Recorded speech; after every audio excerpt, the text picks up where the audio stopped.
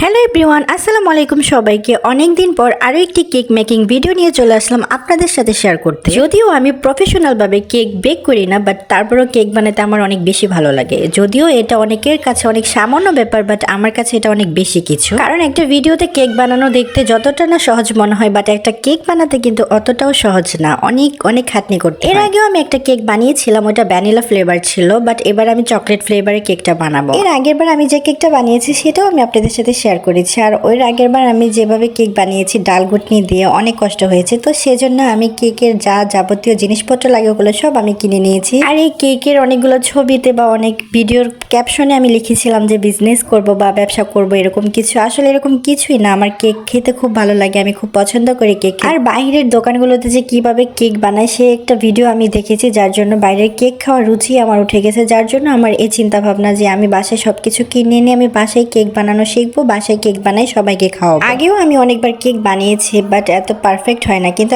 এখন ইদানিং আমি কেক বানাতে বানাতে কিছুটা তো পারি, মাশাআল্লাহ। দোকানের থেকেও কম হয় না আমার কেকের টেস্টটা। আর বেশি ভালো লাগে যখন নিজের হাতে কিছু বানিয়ে সবাইকে খাওয়াতে পারি, তখন আমার কাছে অনেক বেশি ভালো লাগে। আর যদি কেউ প্রশংসা করে তাহলে তো আরেকটু বেশি ভালো লাগে। মাঝে মাঝে নিজেই অবাক হয়ে যায় যে আমি একসময় ডিমটা পর্যন্ত ভেজে খেতে পারি নাই, আর এখন মাশাআল্লাহ কত কিছু বানাতে পারি। যাই হোক, নিজের প্রশংসা একটু বেশি করে ফেললাম। আর এদিক দিয়ে আমি কথা বলতে বলতে প্রায় অনেকটা কাজ এগিয়ে ফেলেছি। এখন আমি কেকটা বেক করতে চুলায় দিয়ে দিব। আর আজকে আমি স্কোয়ার শেপের একটা কেক বানাবো, যার জন্য আমি একটা স্কোয়ার শেপের একটা মোল্ড নিয়েছি। তার মধ্যে আমি পুরো ব্যাটারটা ঢেলে এখন আমি এটা চুলায় বেক করতে দিয়ে দিয়েছি। কেকটা হতে আমার 40 মিনিট টাইম লাগবে। তার মধ্যে আমি ভাবলাম যে কেকের ক্রিমটা আমি বানিয়ে ফেলি। তো এখানে আমি প্রায় 1 কাপের মতো কেকের ক্রিম নিয়ে নিয়েছি, হুইপড ক্রিম যেটা, সেটাকে এখন আমি ভালো মতো বিট করে নিব। যেহেতু আমি আজকে চকলেট কেক বানাবো, যার জন্য আমি ক্রিমের সাথে একটু চকলেট এমালশনও দিয়ে দিয়েছি, যার জন্য এটা ক্রিমটা পুরোটা চকলেট কালার হয়ে গিয়েছে। এর মাঝে আমার কেকটাও হয়েছে খুব পারফেক্ট, একটা স্পঞ্জ কেক হয়ে গিয়েছে।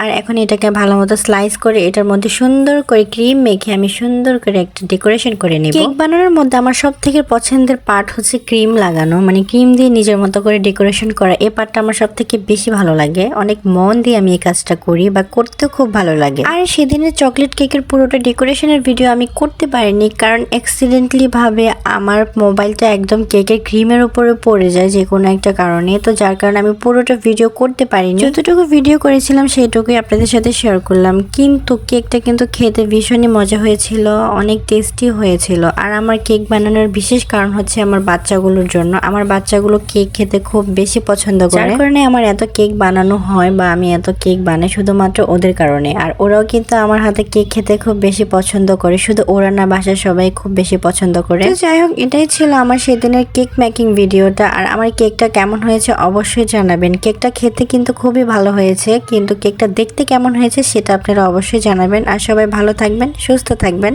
সবাইকে আসসালামু আলাইকুম।